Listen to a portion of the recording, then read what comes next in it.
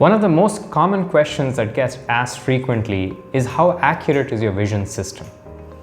Accuracy is probably what defines how good your vision system is performing. Hi, I'm Raghava Kashyapa, CEO of Qualitas Technologies, and in this video, I'm going to break down all aspects of how to measure accuracy and repeatability to verify if your vision system is performing to its expectations. Before we get started, let's define, what is the error, basically the opposite of accuracy. Error can be defined as a deviation of your vision system results from the ground truth. In other words, the actual results. Let me say that again. Error is a deviation from the vision system result, that is the result produced by your vision system, versus the true result or the ground truth. So the keyword here is really the result, and the result depends on your objectives of the vision system. Let me explain that with a couple of examples. So let's say the objective of the vision system was to measure the diameter of an engine bore. So here you're actually measuring the physical dimension of the bore which is present on the engine. So in this case, the error is really the deviation or the difference between the vision system output, that is the diameter measurement result returned by the vision system, and the actual diameter of the system. Let's take another example. Say the objective of the vision system was to read a character present on an engine chassis. And in this case, the error would be the deviation from the read output by the vision system versus the actual characters imprinted on the engine chassis. So in this case, the value returned by the vision system matches what is the actual printed character, making it a match. A third example, say your vision system is trained to actually look for defects and classify a part as okay and not okay, good or bad, and depending on surface defects and anomalies present on the surface. So in this case, the error is the deviation from the vision system result, that is the judgment given by the vision system on whether a part is okay or not okay, and the true value, which is, was the part really okay or not okay. Here again, there are two types of errors, false negatives and false positives. False negatives are where an okay part, an actually good part, is misclassified as not okay or bad by the vision system. So here, it's unnecessarily rejecting a good part. In the case of a false positive, a not okay part or a defective part is misjudged as okay by the vision system. Now, as you can imagine, the false positives are the more dangerous kinds of errors, because here you're actually misclassifying a defective part and then passing that, which has the potential to actually go out of your production line. So in the ideal case, the false positives should ideally be zero, ensuring that no defective parts are classified as okay. Another qualifier of your vision system is repeatability. Repeatability is defined as the consistency of judgment of the vision system results. In other words, how consistent are the results from a vision system when you inspect the same part over and over again? Repeatability is the foundation on which error is reduced. In other words, if your system is not repeatable and is classifying the same part with different results, there's no way you can actually control your error. Here are a few important points to keep in mind when measuring accuracy. The first important aspect is you have to have a solid way to measure ground truth, which is the true value. So let's go back to the example where we talked about measurement or the diameter. Now, if you don't have a reliable way of actually measuring the true value of the diameter, you're going to go on a wild goose chase with your vision system.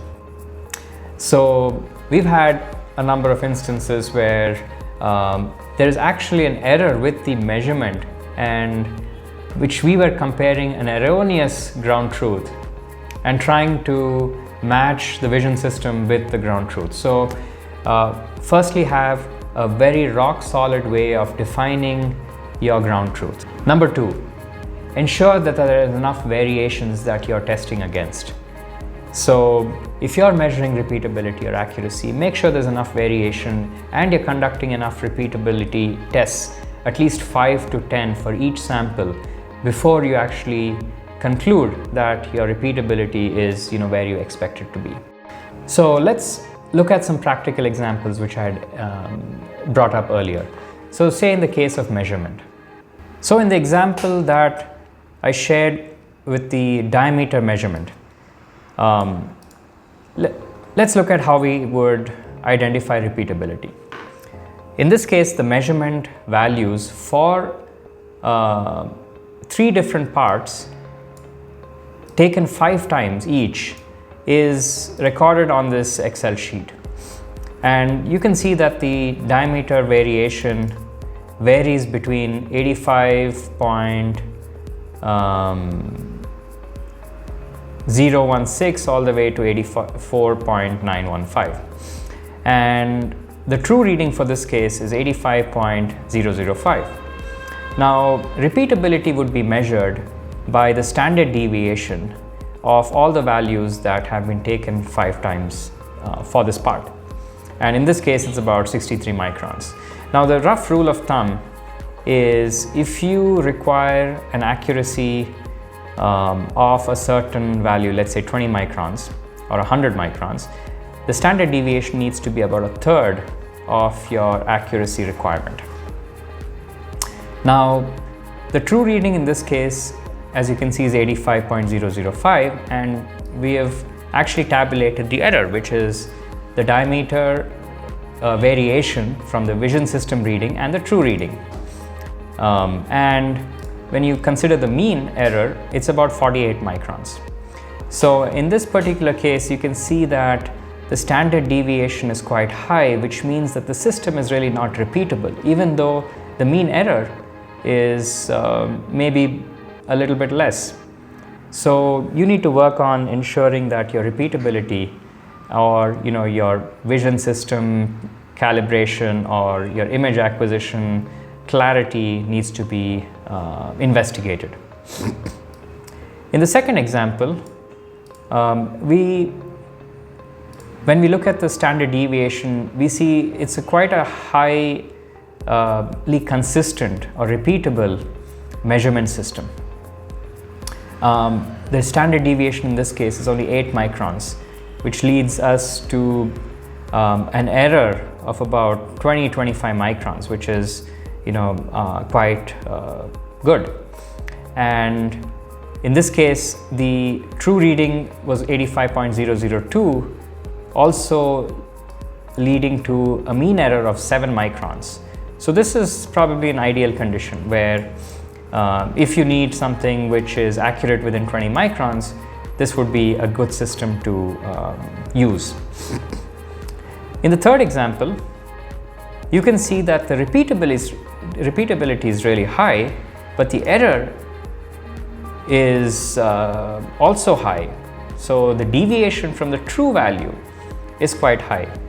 Now here I would go and investigate whether the actual true value was measured correctly or not, whether it's really 84.9, was there an error in the actual true value?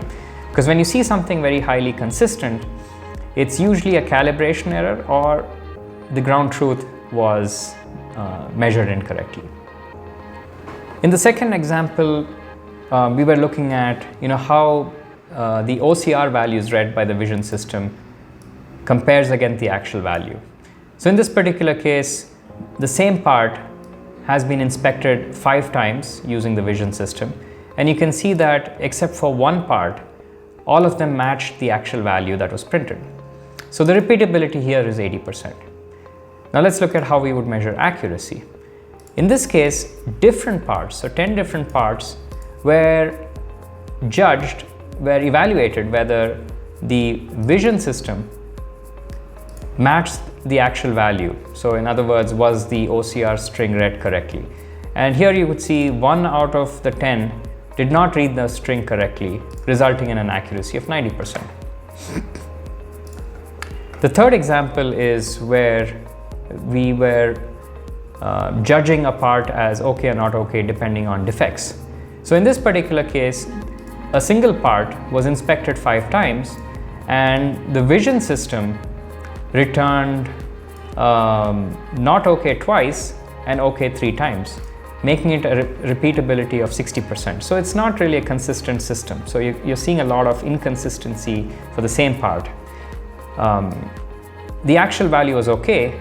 So if you look at the match, 2 of them did not conform to the actual value, which also leads that there's some error in the judgment.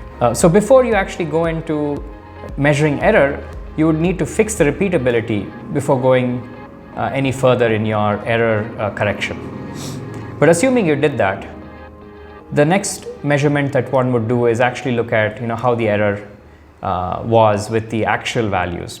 And you can see that if you compare the vision output of the actual value, these were the matches. So the yes meant that the vision output and the actual values matched. No, and Fn is a false negative and an Fp is a false positive. So you can see that the false positive, that means not okay values were incorrectly judged as okay by the vision system, happened 1 out of the 10 samples that were tested, and so resulting in a 10% false positive rate, and 3 out of the 10 were actually misjudged as negative or not okay, resulting in a false negative error of 30%. So we learned about the definition and ways to measure repeatability and accuracy. And practically, a couple of rules to keep in mind is for repeatability, the rule of thumb that we employ is to actually have about 5 different parts tested at least 5 times each to ensure that the consistency of your vision system or repeatability is high. For errors, we test for at least 100 samples and across various permutations and combinations, depending on what is the variation in terms of the actual samples that you're going to be inspecting. So that really goes by experience. The rule of thumb is to do about 100 measurements each. So the next time you're in the market or starting a vision system implementation, make sure to have a plan to objectively evaluate your vision system, both in terms of repeatability and in terms of accuracies or measurement of errors.